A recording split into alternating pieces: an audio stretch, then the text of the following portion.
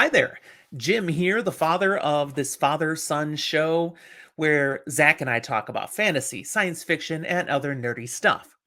I'm bringing a book blast episode to you today all about the Frugal Wizard's Handbook for Surviving Medieval England by Brandon Sanderson, which means I'm reacting to this book in a spoiler-lite format. If you haven't read this yet, you're in a safe space, and I might help you decide whether you should read it.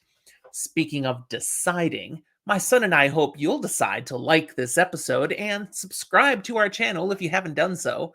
And check the show notes for all the ways you can interact with us: Discord, Twitter, other social medias, and even supporting us on our Patreon page. Just check it out. We've got some extra special benefits you can get by becoming one of our financial encouragers. Okay, hot take. This book may be one of the best Sanderson books I've enjoyed in a long, long time. And it's way better than Tress of the Emerald Sea, the first of Sanderson's 4 secret novels coming out here in 2023. There's 4 books that he's written as his secret novels. 3 of them come from the Cosmere. This is the one that didn't. And it really allows Sanderson to cut loose, writing something without the constraints that fitting within his Cosmere have forced upon him. This story is just a fun adventure. And it's really more science fiction than fantasy, actually. It tells a tale that is captivating, quirky, and interesting throughout. I don't want to give spoilers, but I will speak to the hook Sanderson uses to suck you into this story. This is a story where the main character starts out with memory loss. Something's happened, he doesn't know where he is, who he is, or why he's wherever this circumstance is. He doesn't know what's going on. And what's going on is a doozy. As readers, we get to ride along with our main character as he discovers critical information piece by piece, like his name.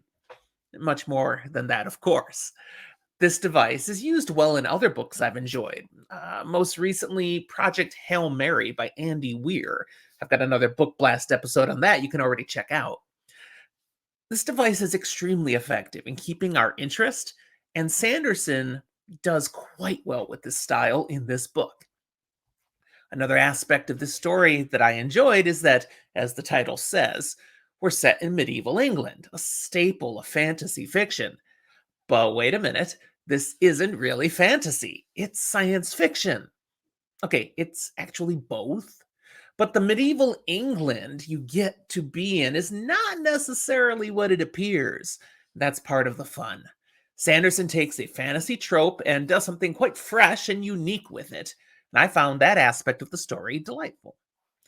I'll also say that I'm a big fan of the ending of this story. Not just because it doesn't feature a Sanderlanche. The action is pretty steady throughout the tale, and the pacing is quite pleasing. So there's no need for some massive rush of action and excitement at the end. Okay, I'm doing this badly, because there is action and excitement at the end. It's just not like other of Sanderson's many novels. This feels more like a typical story, and that feels comfortable. I'm good with that. It's nice to see Brandon mixing it up. I have the sense Brandon Sanderson had a lot of fun writing this story, and it shows. He does give some details on the creation of the story in his closing comments after the tale concludes, and it's not super long. It's good reading. Take a look at that. But when an author has fun telling a story, so do you. At least when the author is good. And Brand Sand remains a gem of SFF. I hope you'll pick this up if you haven't yet. And then tell us what you thought. Again, down in the notes underneath, you can comment or find us on all those social medias. All right, that's where I'll leave you today. Thanks for joining me, and I'll talk to you next time.